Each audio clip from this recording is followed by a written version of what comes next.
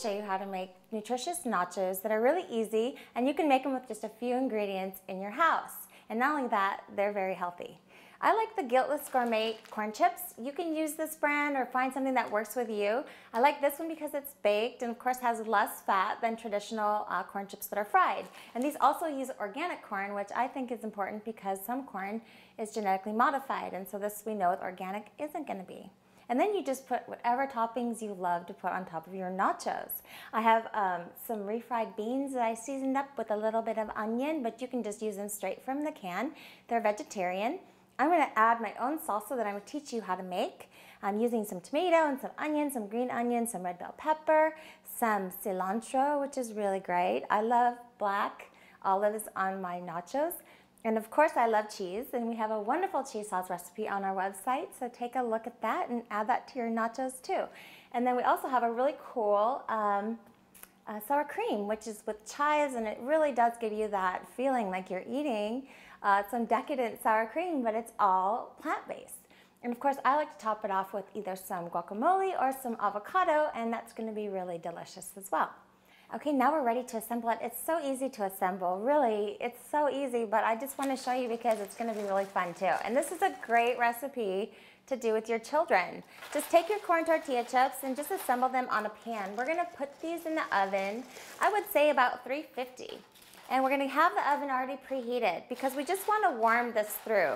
As you can see, a lot of our ingredients are already baked and everything's done, but we're just going to give us that nice, feel like nachos coming straight from the oven with melted cheese. Okay, so we have our nachos, and now what I would do is I would just add my refried beans to this. And these have already been seasoned with some cumin and some onion.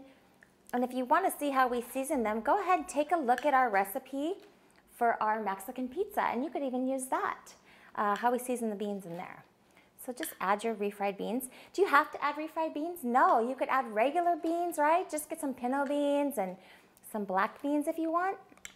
That will work as well. And I'm gonna go ahead and add my cheese sauce to this recipe. Just drizzle that on. And this is really fun for just a quick meal, something you wanna have on a nice warm summer evening with all the great fresh vegetables in season. I'm going to top this off with some black olives. You could use your own salsa from a can. Definitely feel free. If you have a favorite salsa that you like, go ahead and add that. If you don't, or you have some picky people who don't like to have any spices in their stuff, then just make your own. I'm going to show you how to make that real quick. And this is a simple salsa you can just have with just a few ingredients in your house. I like to chop up some tomatoes, a pico de gallo, and I'm going to make this salt-free because I don't really want to have to worry about all the salt in my diet. I already have salt in the chips, so it's not necessary to add salt to this, but you could add salt. What it will do is just weep out your tomatoes a little bit and really bring out the flavor of your tomatoes.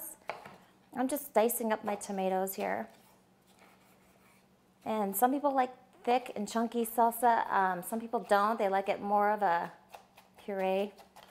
So just cut up your tomatoes, add that to your bowl. Another really great thing about salsa is the longer you let it set, the more it's going to marinate, and the flavors are just going to be more beautiful. Okay, so I'm going to go ahead and take my red bell pepper, which incidentally, red bell pepper is wonderful in salsa. You wouldn't think to add it to your salsa, but it really does give a nice garden flavor to your salsa. And of course, we want to avoid green peppers if we can because they're not really ripe. And so use the red or the orange or the yellow or all three, and you're going to have just beautiful colors to your salsa. Just going to chop these up nice. Okay. And we'll add that to our little mixture. Green onions make a nice little added bonus. You could add some red onion to this. I'm just going to chop up my green onion. Give it some pretty color, some nice flavor. You could add some fresh garlic. Sky's the limit. I like to call salsa just one of those things that anything goes, depending on the flavors that you add, you could just throw in pretty much anything. If you wanted to, you could add some fresh onion to this. as well. I'll just cut some fresh onion up here. Red onion's really nice because you could do it raw, but since I'm going to be cooking this salsa, I don't care. I'll just use the white onion. It's going to be gorgeous. Add that for some nice texture and flavor. And you can see I'm just kind of throwing this together. I probably added a half a cup of tomato, maybe a quarter cup of my red bell pepper, you know, maybe half a cup or quarter of a cup of my green onion. Now I'm going to take my cilantro. I'm just going to roll it up, and I'm going to cut some cilantro in this. If you're in my family, you love cilantro, so you just add as much as you want. I really love it, so I'll add about 2 tablespoons of cilantro. And like I said, you could add some salt to this, add some cumin to this, and just stir it all up, and you'd have a beautiful salsa. I'm just going to go ahead and marinate all these flavors together. And how easy is that? This is just awesome. I mean, it doesn't take long at all, and it really adds a lot of color and a lot of flavor to your dishes. I'm going to top that on top of my nachos. Of course, I'm going to bake this. I might save a little bit for to add to the end as well. And that's about it. I'm going to put this in the oven until everything's warmed through, and then we'll top it off with our other fresh ingredients, and you're going to have a beautiful nacho. Okay, so our nachos are done, and I would show you what I would do if I was going to top these off, which I love. I absolutely love nachos. They're so healthy. I'm just going to take some fresh lettuce, and I'm going to shred that up. A really easy way to do lettuce is to rinse it off and then just shred with it already put together, already pulled together like this. And you could even shred this and then rinse it as well. And then make sure you dry it really good because you don't want your lettuce all watery. It's going to drown out your flavor. So you can just get those spinners and spin it out. And then I like to throw it in the refrigerator and kind of crisp it. But you don't have to do all that. It's just some things you can think about. And then I would just top that off. Some lettuce. I would add some more fresh salsa because I love that fresh tomato flavor.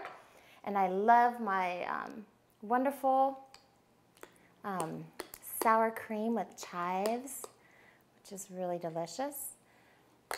And I'm going to show you a really cool way on how to dice an avocado. The way to tell if an avocado is good, because these are really expensive in the store, and you don't want to spend, you know, $3 on an avocado and you open it up and it's all black inside. So one way to tell is to take off your little belly button here, and if you can see it has like some green under there, then it's good, and you know you have a winner.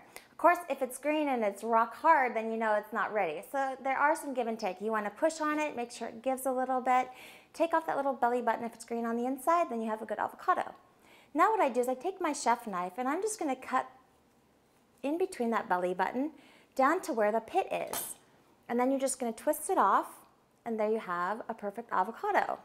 And one way to take off this middle piece is to take your chef knife, put your avocado down on your cutting board, and then you're just going to cut into it, give it a nice little turn, and there you have it. You have your avocado de-pitted. A really cool way to dice this so you get some really beautiful lines in your avocado is take your avocado now that's in half and cut it in half again. And now I'm going to peel my avocado. I didn't peel it until just now, this very moment. And there it goes. It peels right off beautifully. And now you can actually just kind of do what you want with it. You can dice it, turn it, fan it, make long little cuts. And you can kind of fan your avocado if you want to do a nice little embellishment on top of your nachos. Or you can even just take them now and turn them into little dices. Just take those little pieces that you cut, and then they'll make perfect little dices. Avocados and these olives are going to be some nice healthy fats that we need in our diet, especially if we've gone to a completely plant-based diet. We do need some fat, and these are really great sources. Okay, so there you have it. You have your beautiful nachos that you can have for dinner or lunch, or if you really want to be ambitious, have it for breakfast.